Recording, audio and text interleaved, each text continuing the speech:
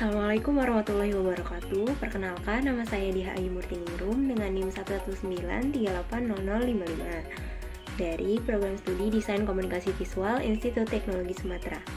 Pada video kali ini saya akan menjelaskan tentang manajemen sumber daya manusia di bidang industri kreatif dari mata kuliah Manajemen Desain B dengan pengampu Pak Namuri Migotuyo. Langsung saja kita akan mulai presentasinya.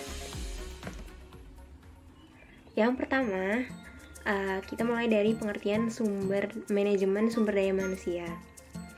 Manajemen sumber daya manusia adalah ilmu yang mempelajari bagaimana memberdayakan karyawan dalam perusahaan, membuat pekerjaan, kelompok kerja, mengembangkan para karyawan yang mempunyai kemampuan, mengidentifikasi suatu pendekatan untuk dapat mengembangkan kinerja karyawan dan memberikan imbalan kepada mereka atas usahanya. Kemudian, jika diberikan satu kondisi, ada seorang investor yang mempercayai Anda untuk membangun sebuah bisnis sesuai dengan bidang keahlian Anda dan dibekali modal kapital sebesar 10 juta rupiah.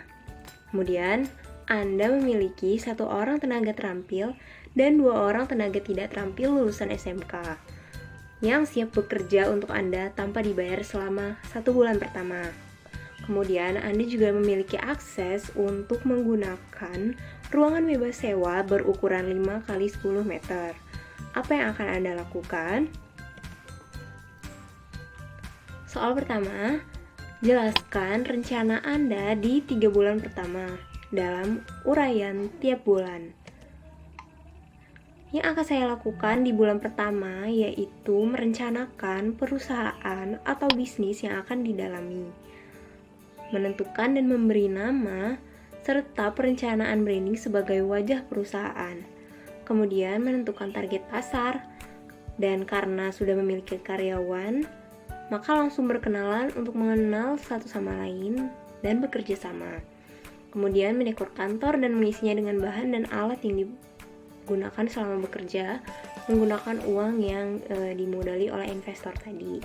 Kemudian mengurus administrasi, membagi spesialisasi tugas, karena ini perlu untuk membagi spesialisasi tugas supaya pekerjaan yang dikerjakan lebih profesional. Kemudian membuat lingkungan kerja menjadi nyaman agar kerja kita menjadi lebih produktif. Kemudian membuat strategi promosi dan mencari konsumen, membangun branding yang baik dan sesuai, membuat akun sosial media untuk akun bisnis, dan rapat rencana bisnis dan peraturan perusahaan. Kemudian di bulan yang kedua, karena karyawan magang memasuki bulan kedua, dan jika kinerjanya baik, maka akan diberikan gaji atau sebagai reward dia telah bekerja dengan baik. Kemudian melakukan perencanaan untuk melangkah ke depan, perusahaan ke depannya akan bagaimana. Kemudian mempertahankan komunikasi yang baik di lingkungan kerja.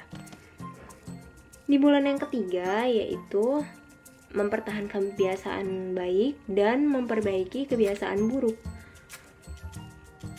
Mematangkan kembali rencana perusahaan, mengevaluasi kinerja secara keseluruhan, merefresh suasana kantor, memperbaiki kekurangan yang ada, dan membuat rancangan untuk langkah selanjutnya.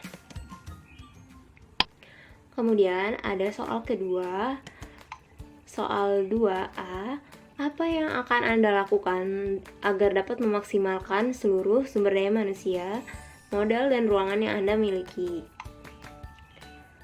Yang saya lakukan adalah memaksimalkan modal yang saya punya, aset tempat atau kantor, dan tentunya memaksimalkan kinerja karyawan saya dengan cara menciptakan lingkungan kerja yang sehat dan akrab, saling berkomunikasi dengan baik, dan memecahkan masalah bersama-sama, bukan sepihak saja. Menurut saya, komunikasi di sini menjadi kunci terjalinnya kerjasama yang baik. Rasa saling memiliki atau kekeluargaan juga bisa membuat suasana menjadi lebih hangat dan tidak menegangkan. Kemudian soal nomor 2B, Apa rencana yang Anda tempuh agar memiliki sumber daya manusia yang berguna dan memiliki keterampilan sehingga mendukung bisnis Anda? Yang pertama ada lead, menjadi pemimpin yang mampu memanage dan memberi contoh kepada karyawannya. Kemudian learn, belajar dan berkembang bersama mengikuti pelatihan. Kemudian plan, membuat rencana yang pasti dan harus ditepati, kemudian ditanamkan kepada seluruh karyawan. Kemudian ada soal nomor 2C, yaitu bagaimana cara Anda agar dapat menemukan partner yang baik. Caranya adalah dengan melakukan wawancara calon partner. Kemudian melihat apakah dia memiliki karakter sopan santun atau tidak, dan apakah Anda dengan calon partner tersebut klik satu sama lain. Kemudian soal nomor 2D, apa strategi Anda agar minimal produk yang Anda promosikan diketahui oleh setidaknya 10.000 orang dalam waktu 1 bulan. Yang saya lakukan akan membuat mobile web, kemudian sosial media, dan mengikuti tren di masyarakat. Ada banyak sekali sosial media di zaman sekarang ini.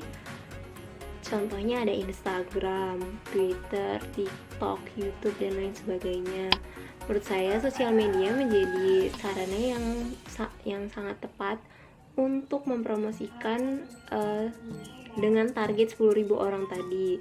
Karena ada banyak sekali sosial media yang bisa digunakan, dan di berbagai platform itu akan mengundang target yang berbeda-beda pula.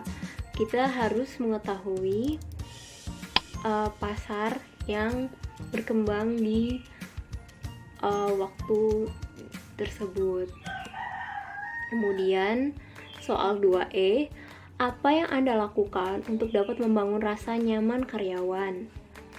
Yang saya lakukan adalah memberi tempat, ruangan, dan fasilitas yang sesuai untuk memenuhi kebutuhan dan menunjang pekerjaan karyawan.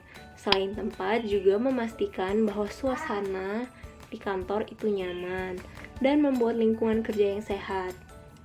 Kemudian, soal nomor 2F, apa yang Anda lakukan untuk dapat membangun rasa hormat dari karyawan? Yang saya lakukan adalah tidak bersikap semena-mena terhadap karyawan, menghormati karyawan sehingga mereka juga akan hormat ke kita, memberi contoh bukan hanya sekedar memerintah. Kemudian soal 2G, apa yang Anda lakukan untuk dapat membangun sikap inisiatif dari karyawan? Dengan cara membebaskan mereka memilih cara yang terbaik dan sesuai dalam menyelesaikan suatu masalah. Dengan kebiasaan seperti itu, maka mereka akan tanpa sadar timbul inisiatif dari karyawan tersebut. Kemudian soal nomor 2H, apa yang Anda lakukan untuk dapat membangun loyalitas karyawan kepada Anda? Pertama, dengan memberikan perhatian kepada mereka, bukan hanya sekadar memerintah dalam bekerja. Kemudian memberikan reward kepada mereka yang bekerja sangat baik, bersikap sebagai pemimpin yang mengerti karyawannya dan paham keadaan sehingga mereka akan loyal kepada kita. Kemudian soal 2I, apa yang Anda lakukan ketika seorang karyawan melakukan kesalahan fatal yang merugikan perusahaan, namun di satu sisi yang bersangkutan adalah karyawan yang memiliki rekam jejak yang baik? Menurut saya penting untuk menanyakan terlebih dahulu penyebab terjadinya kesalahan tersebut, kemudian mempertimbangkan konsekuensi dari perbuatan karyawan tersebut. Menurut saya siapa saja bisa melakukan kesalahan, tetapi tetap harus menerima konsekuensi dari perbuatannya. Baru kemudian dapat ditentukan apakah dia harus dihukum atau diberhentikan. Kemudian soal nomor 2J, apa yang akan Anda lakukan ketika seorang karyawan memiliki karakter yang buruk kepada orang lain, namun secara individu memiliki skill yang sangat menguntungkan dan dibutuhkan bagi perusahaan? Jika karakter tersebut tidak bisa diperbaiki, maka kemungkinan saya tidak mempekerjakannya, meskipun dia memiliki skill, karena karakter juga cukup penting dan diperlukan untuk membangun suasana kerja yang nyaman. Kemudian, apabila karakter tersebut masih bisa diperbaiki, maka saya akan memberikan pelatihan untuk memperbaiki kekurangan tersebut. Kemudian soal nomor 2K, apakah menurut Anda ganti-ganti karyawan baik bagi refreshment SDM? Jika iya, jelaskan. Jika tidak, bagaimana seharusnya menurut Anda? Menurut saya, tidak harus selalu berganti karyawan. Mempertahankan karyawan yang berpotensi baik juga akan lebih menghemat waktu dan tenaga. Serta karyawan lama pasti lebih memahami seluk-beluk perusahaan. Namun, jika memang ada posisi yang harus